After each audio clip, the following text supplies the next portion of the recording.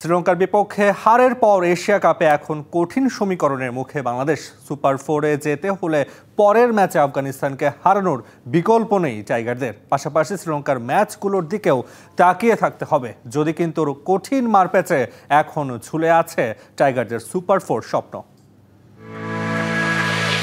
বৈশ্বিক কিংবা মহাদেশীয় আসরে বাংলাদেশের ম্যাচ মানেই যেন সমর্থকদের ক্যালকুলেটরের ব্যবহার বেড়ে যাওয়া। কেননা আসর শুরুর পর থেকেই নানান সমীকরণ সামনে চলে আসে বাংলাদেশের। কি করলে কি হবে কিংবা পরবর্তী ধাপে যেতে সম্ভাবনাই বা কিরকম, এসবের হিসাব নিকাশ নিয়ে ব্যস্ত থাকতে হয় টাইগার ভক্তদের।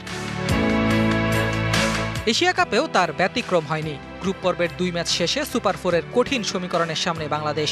সুপার ফোরে যেতে টাইগারদের নির্ভর করতে হবে অনেক যদি কিন্তুর উপর। শ্রীলঙ্কার বিপক্ষে হারে সুপার ফোরের পথটা কঠিন হয়ে গেছে টাইগারদের। বাংলাদেশের সামনে কার্যত জটিল সমীকরণ। পরবর্তী ম্যাচে আফগানিস্তানকে হারাতেই হবে লিটনদের। পাশাপাশি প্রার্থনা করতে হবে শ্রীলঙ্কা যেন তাদের বাকি 2 গ্রুপ ম্যাচে হংকং ও আফগানিস্তানকে হারায়। তাহলে বি গ্রুপ থেকে 6 পয়েন্ট নিয়ে সুপার ফোরে যাবে শ্রীলঙ্কা, আর 4 পয়েন্ট নিয়ে যাবে বাংলাদেশ। এলএমই সার্টিফাইড বিশ্বসেরা কপারে তৈরি ওয়ালটন কেবলস, যা আপনার স্থাপনাকে রাখবে সব সময় নিরাপদ।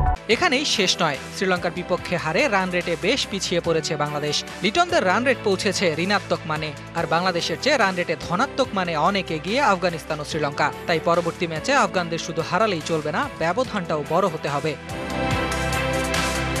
আফগানিস্তানের বিপক্ষে বাংলাদেশ জিতলে এবং শ্রীলঙ্কা আফগানিস্তান ম্যাচে যদি আফগানরা জিতে যায়, তখন রান রেটের মার প্যাচে পড়বে টাইগাররা। কেননা তখন আফগানিস্তান, শ্রীলঙ্কা ও বাংলাদেশের পয়েন্ট হবে সমান। রান রেটে এগিয়ে থাকা শীর্ষ 2 দল যাবে সুপার ফোরে, যেখানে এরই মধ্যে অনেক পিছিয়ে টাইগাররা। তাই বাংলাদেশের সুপার ফোর ভাগ্য এখনো দোদুল্যমান। যদিও ক্রিকেটের সমীকরণ পাল্টে যেতে পারে যে কোনো সময়। সমীকরণ শুধুই সম্ভাবনা প্রকাশ করে, মূল লড়াইটা লড়তে হবে মাঠেই। Ahmed Nahid, DBC news desk.